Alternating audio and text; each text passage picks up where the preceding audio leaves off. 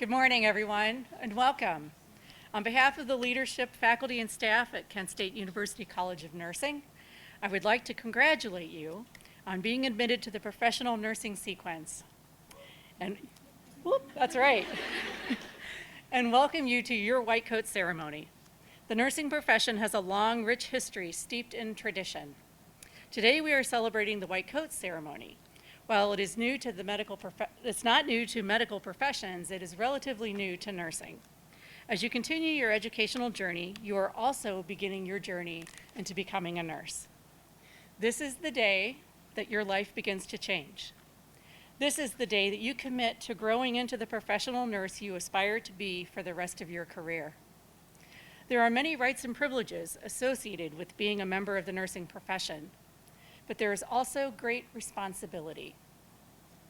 Today you will make a pledge to uphold the tenets of the nursing profession through IE Cares: integrity, excellence, compassion, collaboration, altruism, respect, resilience, empathy, and service. Take a moment to look around the room at the leadership and faculty who have assembled to witness this moment in your educational journey. We are all here to teach and support you, celebrate your wins, and assist you when you face challenges. I wish you the best, and I cannot wait to see all that you will contribute to the profession. Please welcome Kent State University College of Nursing Associate Dean, Dr. Chrissy Koth, who will guide you through the remainder of the morning ceremony.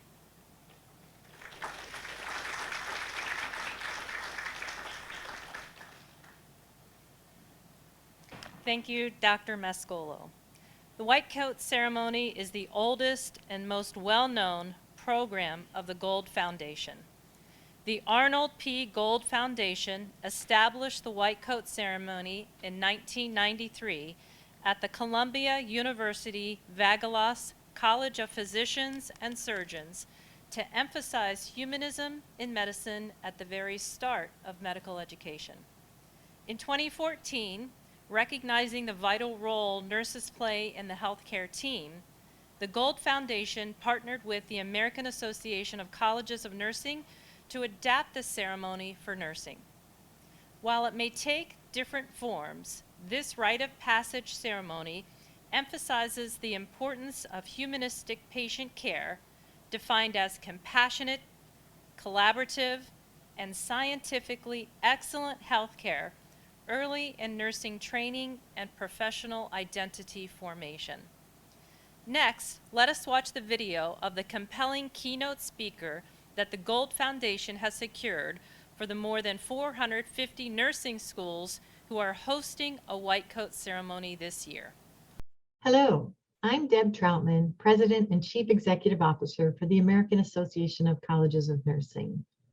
It is my pleasure to welcome you to your white coat ceremony.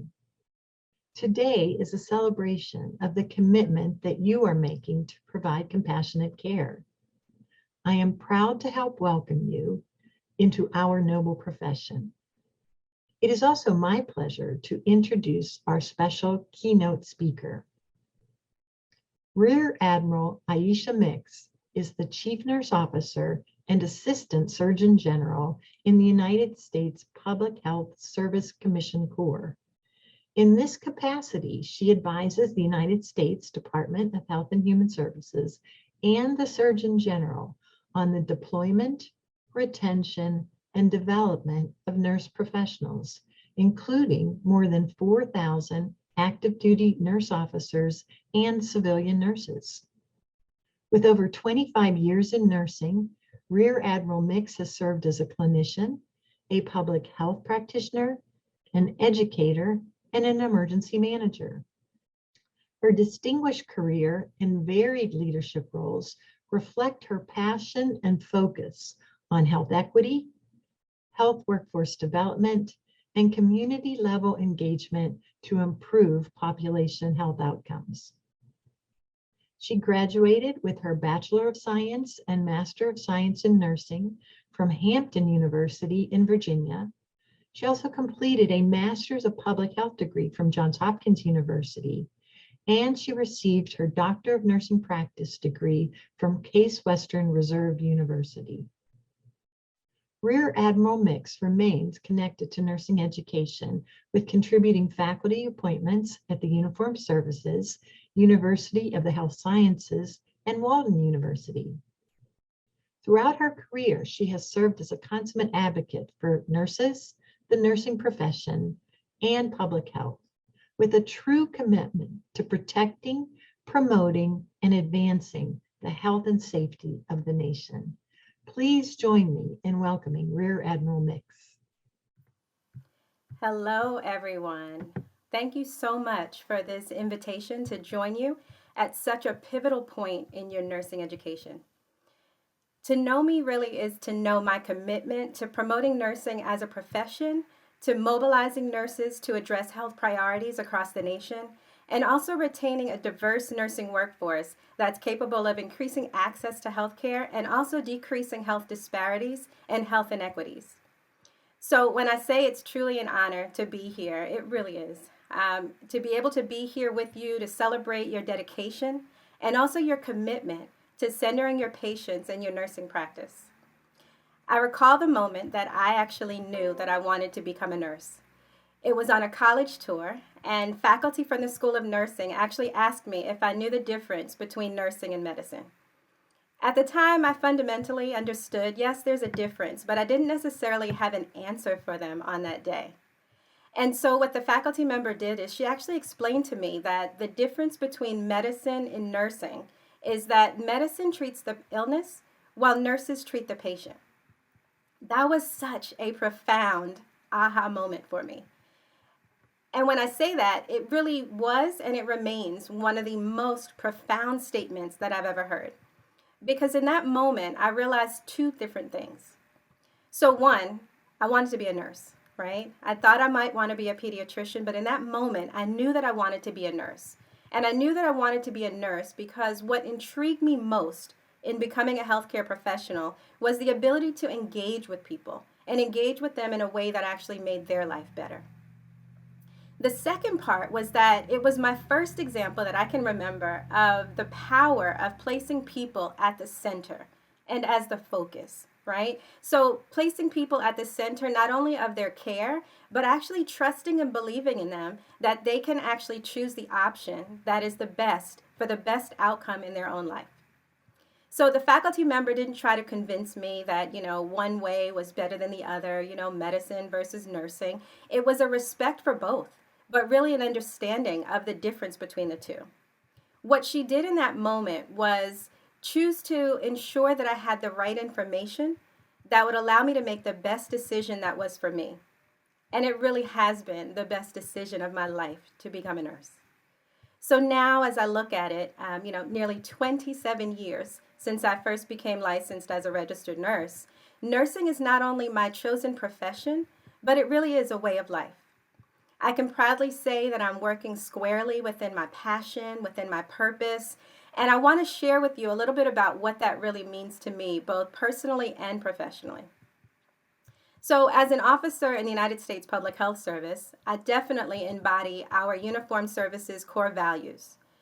Our mission is to protect, promote, and advance the health and safety of the nation. And so with that, our values are leadership, service, integrity, and excellence.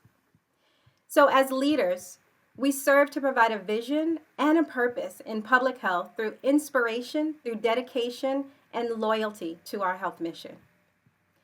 In service to this country, public health service officers are committed to public health through compassionate actions and through our stewardship of not only time and resources, but of our variety of talents. With integrity, we are models of uncompromising ethical conduct, and we strive to maintain the highest standards of responsibility and accountability. And when we speak of excellence, it really is that superior performance and that continuous improvement in knowledge and our expertise. Now, as a nurse though, and especially as a chief nurse, I developed additional values, right? Values that really guide what I do each and every single day. So as I share a little about what's important for me, I invite you to consider what is most important for you as a nurse. So first I share with you my value of fortitude, right? In these challenging times, I don't have to explain to anyone how challenging it has been across the healthcare arena, including for you as nursing students. What we often hear about is resilience, and resilience is certainly important. But what I want you to consider, though, is fortitude as it compares to resilience. So resilience is often the aspect that we, look back on, we pat ourselves on the back, and we high five for making it through and achieving, right? Fortitude, though, can be seen more so as that intentional aspect of yourself that you actually develop ahead of those challenges. So it's having the will to face obstacles as they come. It is truly at your core, knowing and believing that you can make it through each day, no matter how slowly you might be moving, maybe even today, through it. It's also finding a pause, right? Finding that pause and taking that time to check in with yourself and make sure that you're okay. You are your most important patient. If you haven't heard it anywhere else, let me be the first to let you know that you are the most important person to you. And it will take you and your commitment to yourself in taking care of yourself, not only your physical, but also your mental health and well-being, so that you can be the best version of yourself and show up as the best version of yourself and be the very best nursing student and ultimately registered nurse that you can be. Fortitude also is creating your own pathway, and a pathway that honors and maintains that commitment to yourself. So then in a nutshell, what fortitude ends up being then is the strength of mind that you develop that enables you to be a person who can encounter adversity or any challenges with courage. So that's my value number one. So number two, though, is professionalism. And so what professionalism means to me is that you're conveying a level of pride and a level of confidence in your work and everything that you do, always, right? So what I look at it as ensuring that I'm really approaching each and every opportunity as one where I can expand upon my career development and improve the health and wellness of the people I'm serving. One example I like to share often, and especially with nursing students and early career nurses, is that moment in nursing school where my faculty member offered me the opportunity to begin an IV. I will tell you, and I will admit freely, I did not take that nursing instructor up on that offer. Why? Because I was deathly afraid of making a mistake, right? Hindsight, of course, is 2020, and I can tell you that I wish I had taken it, because what it would have allowed me to do is to actually practice a skill that I would need later, but in a safe environment, in a learning environment, and among people who have only my best interests at heart. And so I say to you, as you achieve these opportunities in your clinical practice, as you enter into this arena, take every opportunity to learn. Be sure that you are competent and skilled in your nursing practice, and that's through these experiences that will be coming up for you shortly. Successfully complete your nursing education, and then ensure that you are a lifelong learner, whether that's formal learning in an academic setting or otherwise. But ensure that you never stop learning and you're always willing to pour into yourself. A third value, social justice. This reflects my personal commitment to educating, to empowering, and also ensuring equity for individuals, families, populations, and communities across the nation and the world. As a public health nurse, it's important for me to share that the entire population or the entire community, that's my patient. As you all determine and decide what areas of nursing you might want to go into, your patient may look different. It might be an individual person. It might be a group of people. But regardless of who your patients or clients become, what's very important is that you identify equity, and particularly health equity, which means that each and every person has the same opportunity to achieve their highest level of health and also of their well-being, no matter their circumstances. So what that means is no matter who they are, no matter what they look like, no matter where they live, no matter who they love, no matter what they earn, everyone has equal opportunity to achieve health and wellness in the way that we know it, we believe it, and we understand it as nurses. And my fourth value, compassion.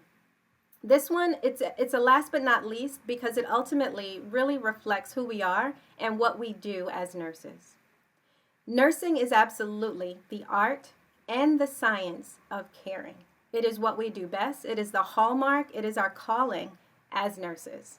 And so I invite you to consider that, and I invite you to understand that when we look at the healthcare team and all of our colleagues who work together in achieving health and wellness for individuals and families, we know that nurses bring that level of caring, that compassion, that really centers the person in the care that we're delivering.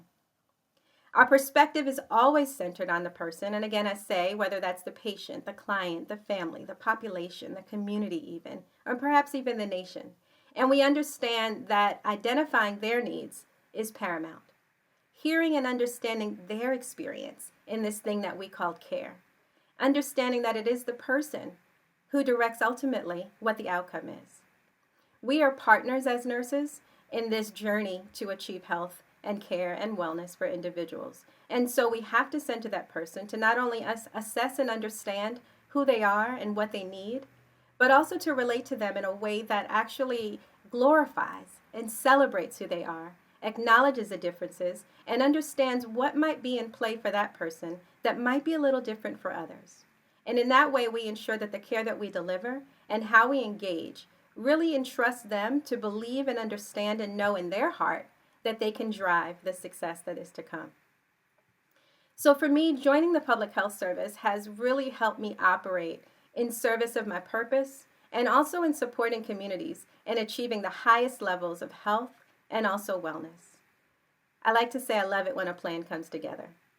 And so what I leave with you is that your story really is yours to tell. I look forward to all of the greatness that is to come. And I thank you so much again for this opportunity to celebrate here with you today. And I wish you nothing but the best as you continue your journey and become a colleague in this profound profession that we call nursing. Thank you and congratulations. So I hope the remarks by Rear Admiral Aisha K. Mix have inspired you and caused you to reflect on the impact you will make in the lives of so many people for whom you will care. It is now time for you to don your white coat in the cloaking part of our ceremony. Students, please stand for your cloaking, the pledge, and the blessing of hands. Students, please put on your white coats now.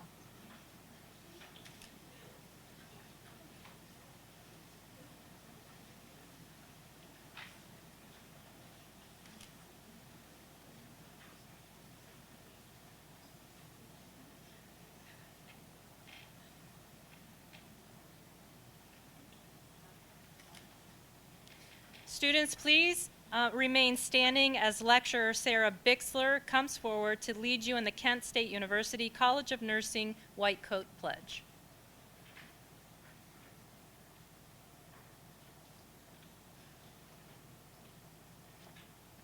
Read with me.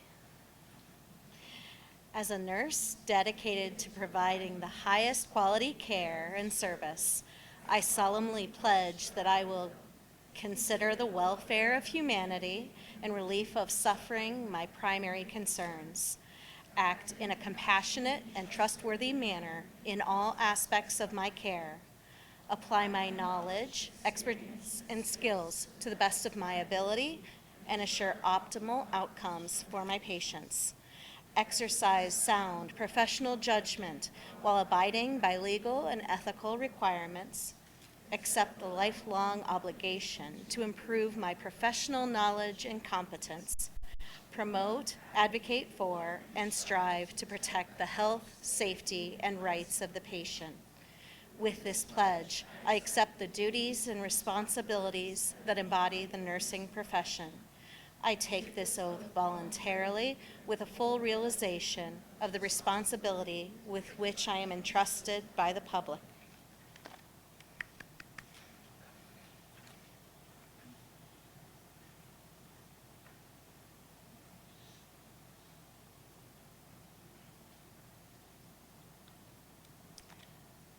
Thank you, lecturer.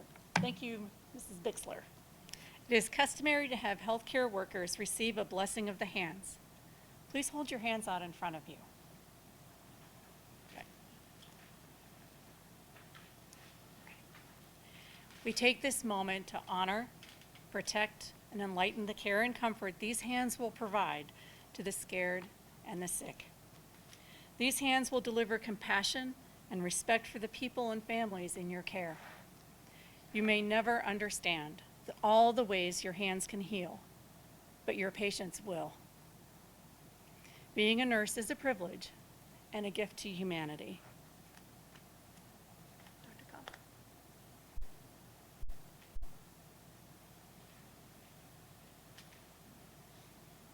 Students, please be seated.